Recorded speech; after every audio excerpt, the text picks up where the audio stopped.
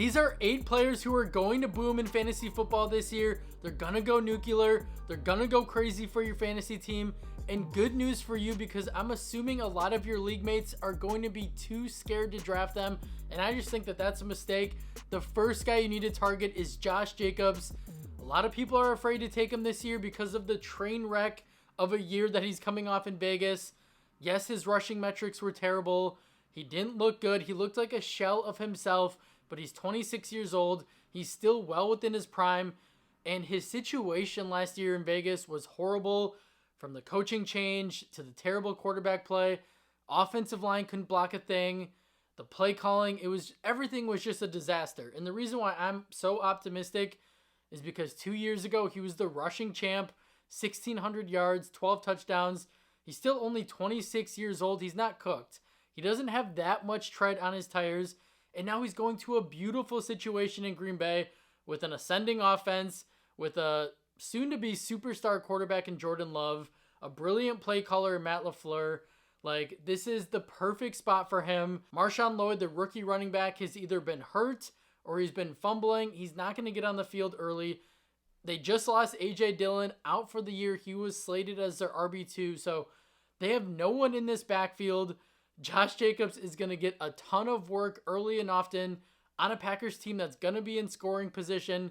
I love Jacobs in round 3. I think that's an absolute steal, especially if you want to start your draft with 2 elite wide receivers and then go Jacobs. I think that is a recipe to absolutely destroy your league mates and get a really good value for Jacobs, who still has top 12, top 10 upside at the position because of the situation and, frankly, the talent that he has. Like, he's a workhorse back in this league, and Green Bay is going to use him that way on the ground and through the air. Look, Marshawn Lloyd, he's a nice player. He might really ascend towards the end of the year, but we don't really know. The concerns with Lloyd are he is really bad in pass protection and he fumbles. I don't think Green Bay gave Jordan Love all that money to put Marshawn Lloyd, the last guy of defense, protecting their franchise quarterback when he's just not good at it. Jacobs is good in pass protection and a good receiving back. So I just think Jacobs is going to have a massive bounce back year, and a lot of people aren't expecting it. Take advantage. At number 7, another guy who's coming off a rough year, but I believe is going to bounce back in a big way, and that's Joe Burrow. I mean, from the start of training camp with the calf injury to the wrist forearm season-ending injury later on in the year, it was just terribly frustrating. And yeah, the news with Jamar Chase practicing and now he's not practicing, I will admit, I already had this video all planned out before that happened. It is a little discouraging. I don't think I'm going to budge with Burrow. I do think that Chase will probably be out there week 1, but drafting Jamar at pick 5, 6 with an injury risk, considering he hasn't really practiced, he's going to be rusty, is a little concerning, but I do think Burrow will be fine. And last year when Burrow finally was healthy from that calf injury from weeks 5 to 10, he was the Burrow that we love, the dominant Joey B, where he threw 12 passing touchdowns, completing 74% of his passes, and was the QB4 in fantasy over that stretch. So this is pretty simple. If we get a healthy Burrow and we get a healthy Chase, Burrow could be the QB1 overall and Chase could be the wide receiver 1 overall. Like, the talent these two have, the chemistry that these two have is insane, and we've been robbed of a magical season because of these injuries. There's hope, though. I mean, Cincinnati heavily invested in their offensive line, whether it's through free agency or the draft. They've made it a priority to protect Joe Burrow, and they added some more weapons to the offense. Mike Gesicki at tight end. They drafted Jermaine Burton, wide receiver, who I really like. If T. Higgins can put a full season together, Burrow has a ton of weapons at his disposal. You can draft him in round 7, round 8, and he might prove to be one of the best quarterback values in all of fantasy football. I'm not really worried about his wrist, forearm this year. I wouldn't really call him an injury-prone quarterback either, because we've seen consecutive monster years in his career where he was fully healthy and he was absolutely dominant.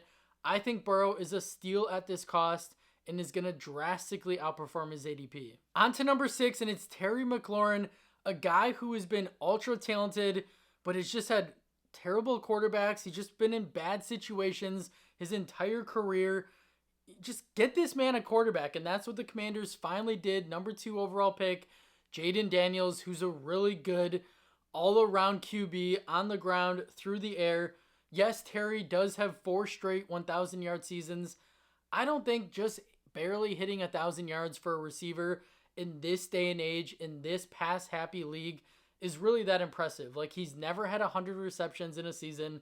He's never scored more than 4 or 5 touchdowns in a season outside of his rookie year when he had 7. So he's a really talented guy. He's a really nice route runner.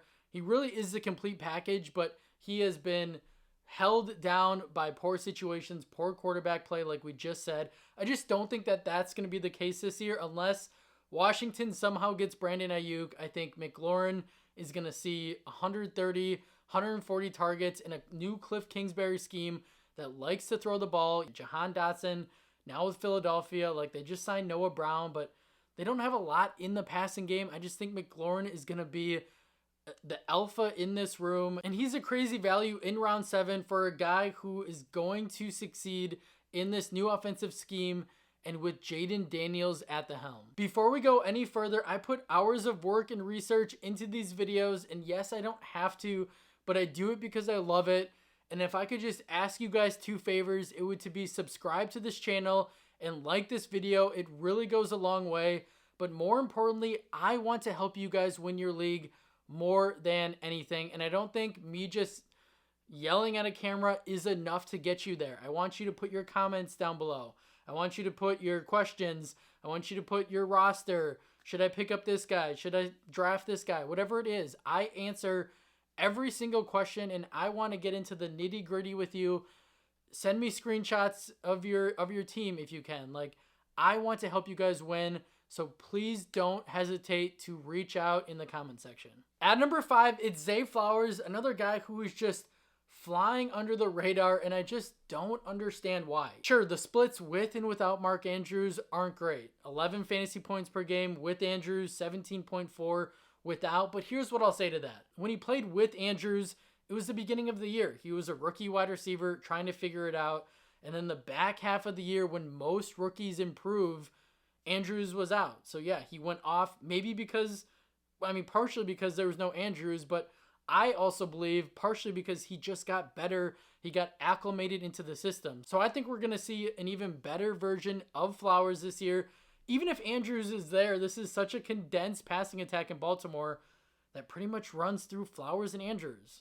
And now they have Derrick Henry, who I think is going to open up the passing game a ton on a Baltimore offense with Todd Monken that has evolved Lamar Jackson into a much better passer, as Lamar set career highs last year in yards per attempt, completion percentage, passing yards, and this is going to be year 2 under that system. I think Lamar is going to take another leap as a passer, and I just think Zay Flowers is going to get that much better with not much competition outside of Andrews. OBJ is gone. They have Rashad Bateman, who we've been trying to make a thing for years, and they drafted a 4th-round rookie. So he doesn't have much competition for targets on an offense that's becoming more pass-heavy, as they were 7th in neutral pass rate last year with an MVP quarterback in Lamar, on a team that just got a really good running back who's going to take a lot of defensive attention away from the passing game in Derrick Henry. So that all being said, don't hesitate to draft Zay. If you want to be a part of his breakout campaign, take him in round 5 or 6 without hesitation. Moving right along to number 4, Rhamondre Stevenson. Listen, I always talk about draft guys on good offenses with good quarterbacks that are going to be in scoring position often, but that is the main rule of thumb, at least for me, in the beginning of the draft, through the first 5 or 6 rounds. And then round 7 plus, you can start taking shots on guys in not such great offenses, but they could see a lot of volume, and their offense could take a step to be better. And I think that that's going to be Stevenson this year. Listen, the Patriots gave him the bag this offseason. He got a lot of money to be the workhorse back on an offense that I believe is going to be better. Everything that I've seen from Drake May is super encouraging. If he's not the starter week 1, he's going to be the starter by week 4 at the latest. This offense got better around him. That was part of the issue last year, is there was no talent on New England last season. They couldn't move the football. They couldn't move the chains. They were never in the red zone, and they just had Mac Jones. They had a horrible quarterback. But now with Jalen Polk, Javon Baker, this offense is going to be able to move the football. Drake May can make plays with his legs. And on top of that, they have a new coaching staff. Like, I don't mind that Belichick's gone. Gerard Mayo, like, that's fine. But what I'm really focused on is new offensive coordinator Alex Van Pelt coming over from Cleveland, where with the Browns, he had a lot of success running the football. Yes, Nick Chubb is there, but even last year when Chubb went down, he turned Jerome Ford into what looked to me like a really good running back. And he's going to bring a wide zone run scheme, which Stevenson ran a lot of at Oklahoma in college. And he said in an interview that he loves running that scheme. He's familiar with it. He hasn't had an opportunity to really run it in New England behind what I think to be a pretty solid offensive line. So all those things combined, you're getting a workhorse back in round 7+ if you're in a more shallow league on an offense that I'm projecting to be better, and getting a guy like this that has RB12 upside. In 2022, he was an RB1 on a bad New England Patriots offense. We know that's in his wheelhouse. He's not just a plotter back. He's a 3-down workhorse back. He's had 60+ receptions in a season before. He can do it all. So Stevenson feels gross. He doesn't feel exciting, but I think he's going to surprise a lot of people and make sure it's not you. At number 3, Rome Odunze. Sometimes you just have to bet on talent winning out. I know a lot of people say don't avoid drafting a guy because of target competition on these offenses where we really don't know how it's going to shake out, right? It's a whole new offense, new quarterback in Caleb Williams. Keenan Allen is now in town. Odunze's 9th overall pick with DJ Moore. We don't really know what this is going to look like. I like betting on ultra uber talented players like Odunze. I mean, his final year at college, he shredded college football, 1,600 yards, 14 touchdowns. He's an elite route runner and separator, which is for some reason underrated.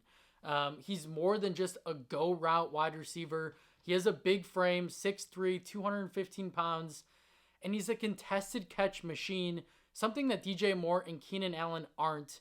So he can win in the red zone.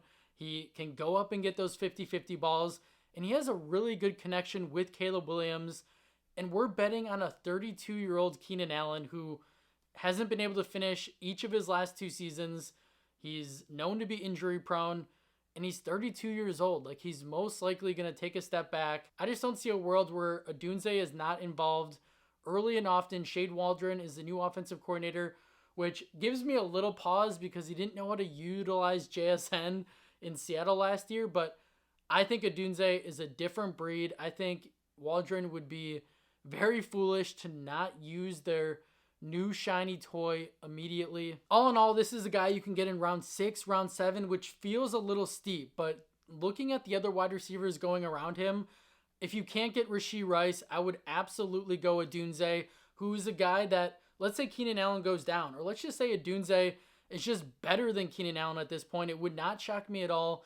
Rome feels like a guy the back half of this season could just absolutely go bonkers and carry you to a fantasy football title. And now at number 2, it's Calvin Ridley, who is coming off what I would say a disappointing season in Jacksonville. Now with the Titans, got $92 million. He's a 29-year-old wide receiver who figures to be their alpha wide receiver 1 option. Yes, DeAndre Hopkins is there, but he's 32 years old. Kind of a similar story with Keenan Allen. How much do these guys really have left in the tank? On top of that, DeAndre is already injured with a knee injury. That's not really a good sign if a player is injured before the season even starts. So I just think Ridley is going to have a resurgence of a year. New head coach Brian Callahan comes in from Cincinnati, who will be a pass-heavy head coach as 4 of Callahan's 5 Bengal offenses ranked top 12 in pass rate. And I just think this Tennessee offense is going to surprise a lot of people this year. Will Levis, I think, is going to have a very strong season. They're going to put Calvin Ridley in creative, advantageous positions. I think they're going to move him all over the field. He's going to be a poor man's Jamar Chase for Callahan. I'm really excited about Ridley, and you don't have to pay up for him. He's going in round 7, round 8. I've seen him go in round 9 on some platforms. So he's a guy that you can get at a cheap cost who could drastically outperform his ADP. We know the talent Ridley has. I think a lot of people are underestimating this Tennessee Titans offense as a whole. I think a lot of people are underestimating Will Levis, and I think that's going to prove to be a massive mistake. And to my number 1 guy, it's Kenneth Walker, who is coming off a frustrating year with Seattle last season. He was battling injuries, but he still managed to go over 1,000 total yards, 9 touchdowns. He was the RB20 in fantasy points per game, averaging 17.3 touches per game and 82 total yards. He was 4th in missed tackles forced per attempt, 26th in explosive run rate. He's one of the best pure runners of the football in the NFL, and this was all behind a really banged up, pretty bad Seattle offense. It was a poorly executed system with Shane Waldron, Pete Carroll. Thankfully, Seattle has an entirely new coaching staff. Mike McDonald, the head coach, coming over from Baltimore. New offensive coordinator Ryan Grubb, who has been gushing about Kenneth Walker this offseason. He said that Walker is a 3-tool guy. He has a 3-tool skill set, meaning they're going to use Walker not just in the run game like we've seen for the past several years in Seattle. They want to use him in the passing game. Remember, this new coaching staff has no allegiance to Zach Charbonnet. And from what we saw from Charbonnet last year, he wasn't, in my opinion, warranted to be a second-round pick. I just think he's an average back. He does everything. He's good at everything, but he's not elite at anything. I just think Walker is the better runner, the more explosive guy. I think he's going to fit the system better. And from what I've seen, the coaching staff loves him, which is always a good sign. They want to utilize Kenneth Walker in a workhorse role. And based on his round 4, round 5 ADP, a lot of people aren't expecting that to be the case. And I really do believe that is what is going to happen. And even if it doesn't happen that way, this offense is just going to be better. So what does that mean for Walker? He's going to be in scoring position more often, going to be in good spots. Like, what's not to love about a young running back that's well within his prime, that's extremely explosive, that has a good frame, good athlete? Like, he's just an exciting player that has been bogged down in a boring, stale Pete Carroll offense for too long. And I think this is a year he's just fully unleashed. I'm not really worried about Charbonnet. Yes, he'll be involved minimally, but I don't think he steals all the third down work and a lot of the red zone work that we saw last year. So make sure if you do anything, leave your draft with at least Kenneth Walker. I think he's in for a really fun, exciting year on what I am statting out to be a top 10 offense in the league in Seattle this season. That's all I have for you guys today. Thank you so much for watching. If you got anything from the video, if you could please subscribe to the channel and like the video. It helps me out more than you guys know. And I will see you in the next one.